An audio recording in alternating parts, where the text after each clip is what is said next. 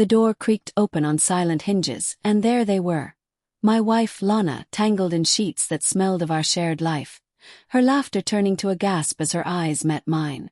But it was him, my half-brother Alex, scrambling for covers, his smug grin fading into panic, that ignited the fury. The room spun, the air thick with a musky scent of betrayal, the bedside lamp casting harsh shadows on their flushed skin. Shock hit first, a punch to the solar plexus, stealing my breath. "Ethan," Lana whispered, voice breaking, but it was too late. Heartbreak clawed up my throat, raw and unrelenting, as memories flashed. Our wedding vows under cherry blossoms, her hand in mine during my father's funeral. Now resentment boiled. How long? With him. My own blood. The brother who'd always envied my stability, my life.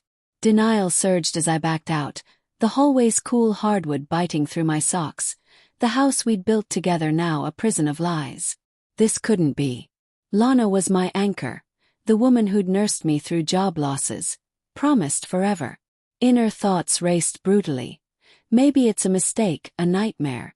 But the evidence was visceral, the rumpled bed, his clothes strewn like conquest flags.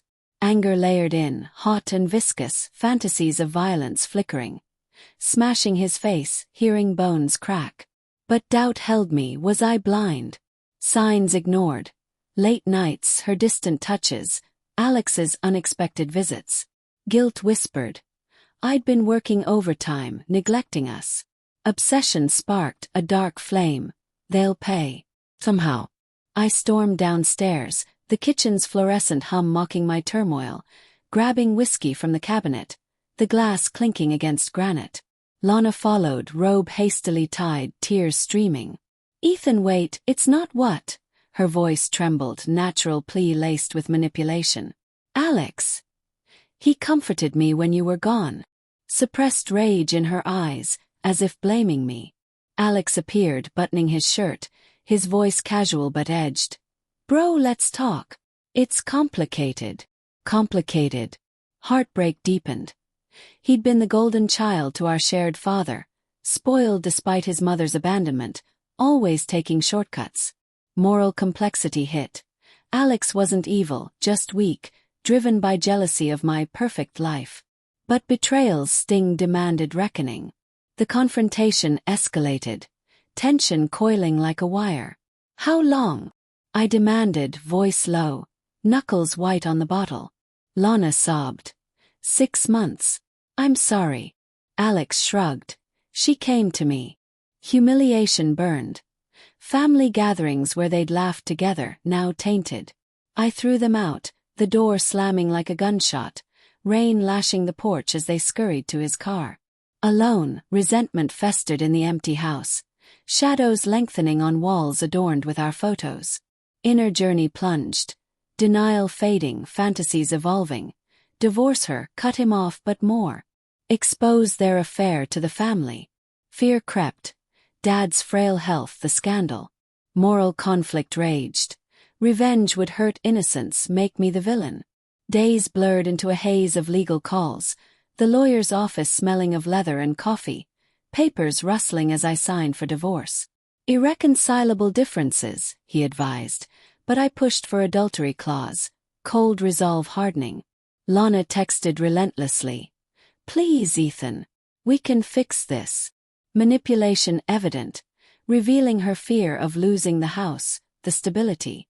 I ignored, obsession growing, digging into finances, discovering joint accounts drained subtly, Alex's influence.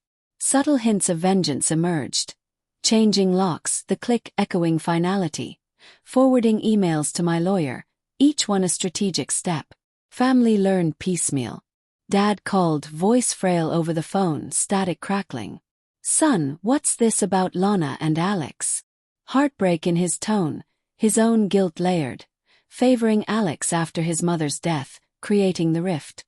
"It's true," I said, suppressed rage bubbling. "They're together now." He sighed. "Alex has always been troubled.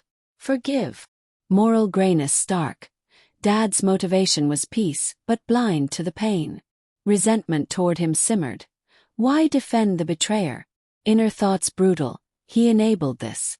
Doubt nagged. Was revenge worth fracturing family further? Alex confronted me at a bar, dim lights flickering on sticky counters, beer foam clinging to glasses. You divorced her. Harsh, bro. His smirk returned, tension heightening. She loves me now. Dialogue natural, secret spilling. You were never there for her. Humiliation flared, but I masked with calculation. Enjoy the scraps. He laughed, but eyes flickered fear, knowing I'd inherited Dad's business shares, his leverage. Foreshadowing built. His dependence on family money, hidden debts. Weeks in, planning deepened quietly. I hired a PI, envelopes arriving with photos, them at motels, the gloss paper slick under fingers. Obsession consumed nights, pacing carpet worn thin, whiskey burning throat. Fantasies of justice. Ruin Alex financially, expose Lana's lies. Guilt assaulted. Lana had her reasons, my absences his charm. But cold resolve won. Betrayal's price was steep. A pivotal meeting with Dad at his lakeside home. Water lapping docks.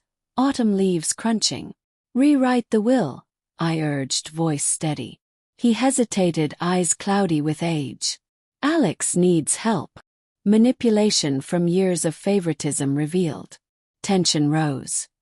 He stole my wife. Dad's confession.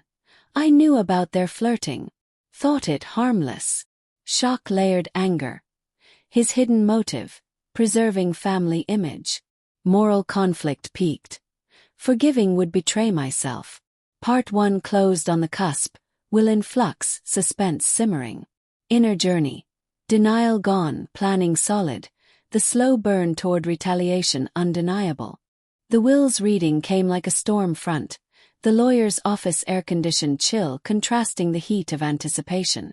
Dad had passed suddenly, heart attack in his sleep, the news a fresh wound atop old scars. Family gathered. Lana, brazenly at Alex's side, her hand on his arm a visceral taunt. Aunts, uncles, their whispers like rustling papers. I sat stoic, inner thoughts churning. This is it. Justice. The lawyer cleared his throat, voice monotonous. To Ethan, full control of the business.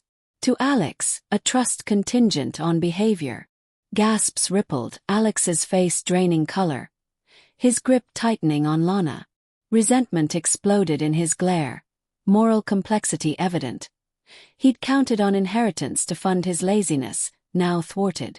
Lana approached post-reading, perfume cloying in the confined space, tears feigned. Ethan, please. We're struggling. Manipulation raw, revealing desperation.